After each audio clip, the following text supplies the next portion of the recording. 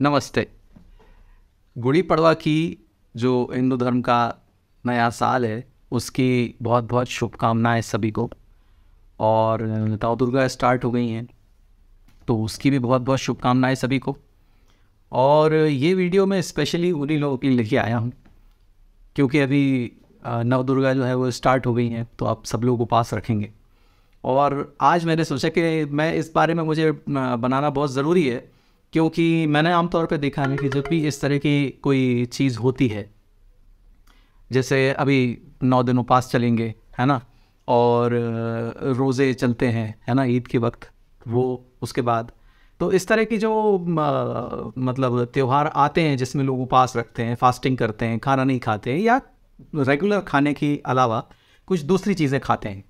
तो ऐसे त्योहारों के बाद जो पेशेंट्स हैं वो मेरे पास थोड़ा सा पेशेंट फ्लो ज़्यादा हो जाता है कि उनको थोड़ी दिक्कत होती है।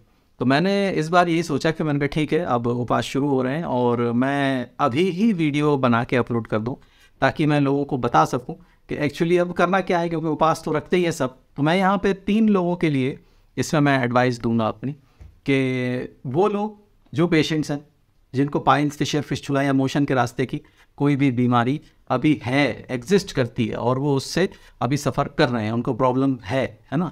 एक पहले तो वो, दूसरे उन पेशेंट्स का जिनको पहले कभी हुआ है और वो ठीक हो गए हैं, है ना, जिनको पहले कभी पाइल्स रहा है या फिशर रहा है या फिस्टुला भी मान लो रहा है, तो वो उनका ट्रीटमेंट हो गया है और अब वो ठीक हो गए हैं। चाहे उन्हें किसी भी तरह से ट्रीटमेंट लिया हो, चाहे मेडिकल ट्रीटमेंट लिया हो या सर्जिकल ट्रीटमेंट लिया हो, इंजेक्शन लिया हो, कुछ भी किसी भी तरह से ठीक हुआ हो, आयुर्वेदिक मेडिसिन से ठीक हुए हो, 400 से किसी भी तरह से ठीक हुए हों और वो ठीक हो गए हैं, तो उनको क्या करना है।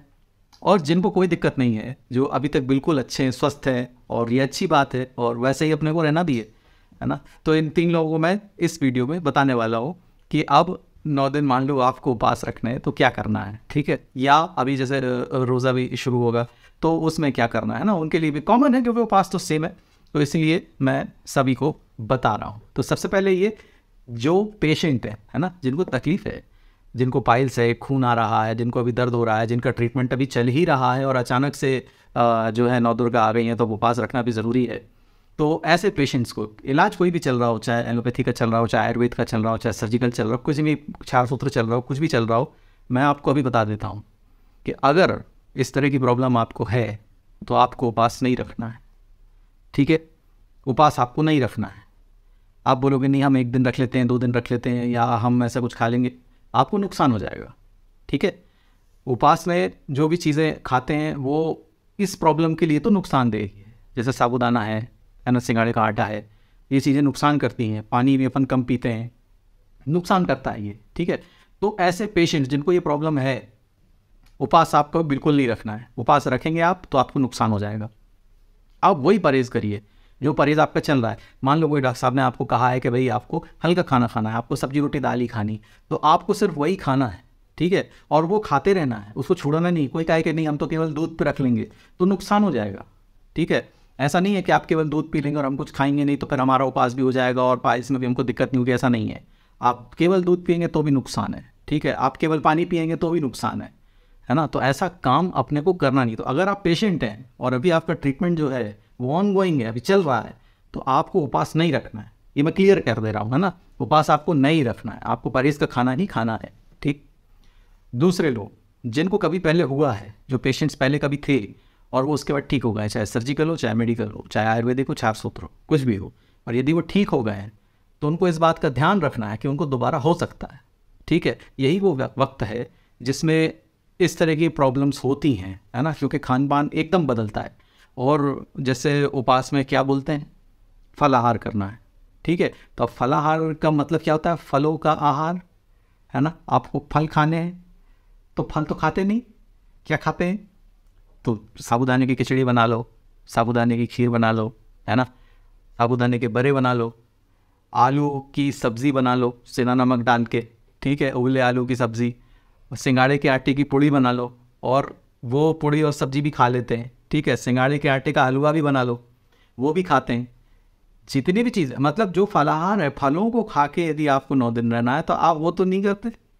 उसके अलावा आप सारी नुकसान करने वाली चीज़ें उस पर्टिकुलर पीरियड में आप करते हो, ठीक है। और जब ये पूरे 9 दिन आप ये करते हो और उसके बाद फिर कन्या भोज कराते हो, कन्या भोज के बाद फिर आप अच्छे से खाना खाते हो, तो किसी के यहाँ छोले बन रहे हैं तो किसी के यहाँ कुछ, तो अपने को ये काम नहीं करने। ठीक है, इसमें हालांकि कुछ लोग ऐसे उपास भी रखते हैं कि हम तो केवल पानी पीते हैं, या हम तो केवल एक ही चीज़ को ही खाते हैं, मतलब इस टाइप का। तो क्या होता है, ये चीज़ें नुकसान करती। आप फल खाओ, है ना। यदि आपको उपास रखना, आपको पहले कभी हुआ है और आपको उपास रखना भी है, तो मैं आपको उपास रखने के लिए मना नहीं करूँगा, क्योंकि आपको अभी कोई प्रॉब्लम तो है नहीं, आप ठीक हो चुके हो, तो मैं मना नहीं करूँगा। लेकिन आपको पानी खूब पीना है, खूब सारा पानी पीना है, दिन भर में 5-6 लीटर कम से कम पानी पी जाना है। फिर आप फ्रूट्स खाओ, आप फल सारे खा सकते हो, क्योंकि आपको प्रॉब्लम तो कुछ नहीं है, तो मैं फल कोई मना नहीं करूँगा आपको, आप सारे फल खा सकते हैं। लेकिन आप फल ही खाइए, आप खूब फल खाइए, मुझे क्वांटिटी से कोई प्रॉब्लम नहीं, आप खूब क्वांटिटी खाओ, कोई समस्या नहीं, लेकिन आप फल खाओ। इन चीज़ों से बचो जो मैंने अभी पहले नाम लिए, साबूदाने की कोई भी चीज़, सिंगाड़ी, कैटिक, कोई भी चीज़, आलू, इन चीज़ों से आप बचिए, ये काम अपने को नहीं करने। ऐसे उपास रखिए। जैसे अब मैं मान लो, जैसे पेशेंट को दही मना करता हूँ मैं, जिन पेशेंट को पाइल्स या फिशर फिशर हो गए, तो मैं दही मना करता हूँ, वो दही का एक अलग लॉजिक है आयुर्वेदिक, तो मैं दही मना करता हूँ। तो मैं मठा आप पी सकते हो, आप मही पीजिए। आपको जैसे मान लो कि रायता बनाना है ना, तो रायता आप ककड़ी का रायता बना सकते हैं। आप ककड़ी लीजिए, ककड़ी को बारीक बारीक काट लीजिए और उसको मठे में बनाइए, आप दही में उसको मत बनाइए। तो दही अपने को नहीं खाना है, आप मठा पी सकते हैं, नो प्रॉब्लम, मठा बहुत अच्छी चीज़ है, आप मठा पी सकते हैं, तो आप मठा पीजिए, है ना। उसी मठे में आप फ्रूट्स डाल सकते हैं, तो वो आप कर सकते हैं। ये चीज़ें आपको नुकसान नहीं करेंगी, है ना।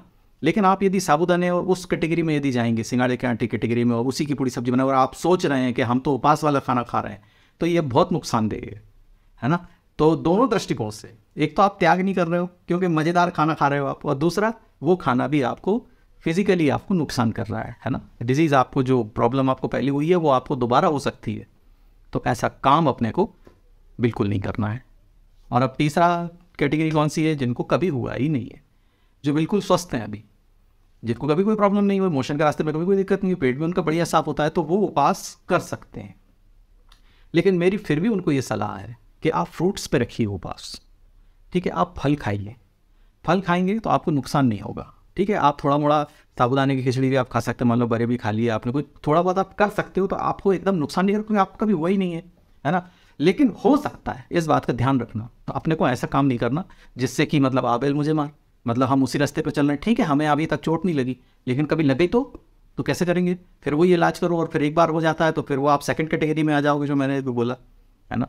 तो ऐसा काम अपने को नहीं करना। तो आप फलों का आहार कीजिए, फल खाइए, तो आप बिल्कुल उपास बहुत अच्छा, एकदम बढ़िया, और आपका डाइजेशन देखना आप इतना बढ़िया हो जाएगा, आप एकदम ऐसा रीसेट महसूस करोगे जैसे आप 10 साल पहले थे, है ना।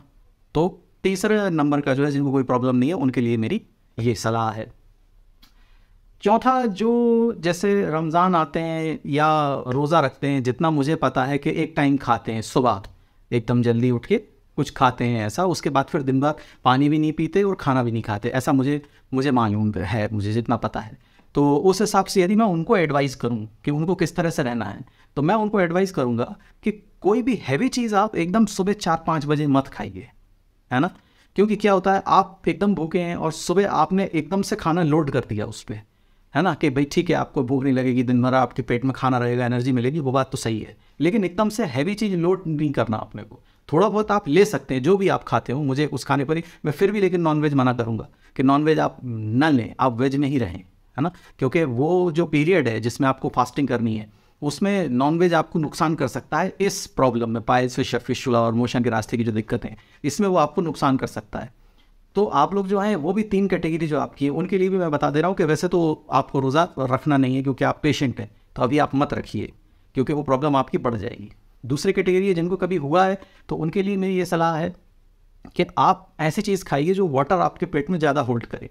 जैसे आप तरबूज खाइए, खूब सारे तरबूज खाओ आप, क्योंकि दिन भर पानी की कमी होने वाली है, और मौसम वैसे ही मार्च का है, मार्च अप्रैल लगी गया तो अप्रैल हो जाएगा। तो इसमें क्या है, अपने को पानी वाली चीज़ें खानी है, जो आपकी बॉडी में पानी लगातार देता रहे, है ना। तो जैसे तरबूज है ना, जिससे कलिंदा कहते हैं, जिसको खरबूजा कहते हैं, है ना, तरबूज, खरबूज, ये दोनों चीज़ें आप खा सकते हैं। ये आपको पूरा शुरू से लेकर आखिरी तक आपको वो संभाल के रखेंगे, क्योंकि वाटर कंटेंट उसमें बहुत होता है। हैवी चीज़ मैं मना करूँगा, थोड़ा बहुत हैवी खा सकते हैं, थोड़ा बहुत प्रोटीन डाइट ले सकते हैं, लेकिन मैं भी वो भी कहूँगा कि आप वेज में ही रहें, नॉन वेज में ना जाएँ। तो ऐसा करेंगे तो आपको भी कोई दिक्कत नहीं होगी, और आप भी सक्सेसफुली उपास या जो आपका रोज़ा है वो आप रख सकते हैं। तो जिनको जिनको हुआ है, जो प्रॉब्लम अभी चल रही है, उनको तो मैंने मना ही कर दिया है कि आप मत रखिए। दूसरी बात, जिनको हो चुका और जो अब ठीक है उनके लिए मैंने ये रास्ता बता दिया, और जिनको कुछ भी नहीं है तो वो अपना रोज़ा रखें, है ना, और उनको कोई दिक्कत नहीं तो कोई समस्या नहीं है। ऐसे उपास वालों को भी मैंने बोला है कि उनको कोई दिक्कत नहीं है तो कोई समस्या नहीं है, आप खाओ पियो और अपना रहो, कोई दिक्कत नहीं। लेकिन ऐसे काम करना नहीं है जिनसे कि ये सब चीज़ें हों, है ना। तो दही को अवॉइड करिएगा, दही को अवॉइड करके आप मठा लीजिएगा, बस इतना ही है। बाकी तो फ्रूट्स लीजिए, पूरा सबको मेरा फ्रूट्स लीजिए, है ना, फ्रूट्स ही खाइए, इन सब चीज़ों से बचिए, थोड़ा सिंगाड़े के आटे और साबुदाने की खिचड़ी और इस तरह की जो चीज़ें हैं, है ना। कई बार उपास में लोग चिप्स खा लेते हैं, इनने कहा भाई ये तो आलू है, और सेंधा नमक वाला नमकीन खा लेते हैं, ये नुकसान करता है। ये आप सेंधा नमक वाला कॉन्सेप्ट भूल जाओ। आपको सेंधा नमक डालना है तो फ्रूट्स में डाल लो, वो चलेगा। लेकिन आप ये सोचो कि मैं सेंधा नमक खा लूँ और सिंगाड़े का आटा, क्योंकि सिंगाड़ा जो है वो फल है तो उसका आटा तो वो तो फलाहार हो गया, ऐसा नहीं है। मैं हमेशा पेशेंट को बोलता हूँ, मैंने कहा है रोटी खाने के लिए, तो आटा आप खा सकते हैं, ठीक बात है, लेकिन अब आपने उसका पराठा बना लिया या आपने उसकी पूड़ी बना ली और आप बोलोगे डॉक्टर साहब ने तो आटा खाने के लिए बोला था, तो कोई बात नहीं, तो ऐसे नुकसान करता है, ठीक है। तो भले ही वो फल का आटा है, लेकिन वो फ़ायदा नहीं करता और उसका कोई मतलब नहीं है। आप ये सब्स्टिट्यूट, ये सब ये रास्ते हैं बीच बीच के, कि अरे वो ऐसा कर लो कुछ तो उपास भी हो जाएगा और अपना मन भी रह जाएगा, ऐसा काम अपने को नहीं करना। फलाहार मतलब फलाहार, ठीक है, तो फलों का ही आहार करना आप, है ना।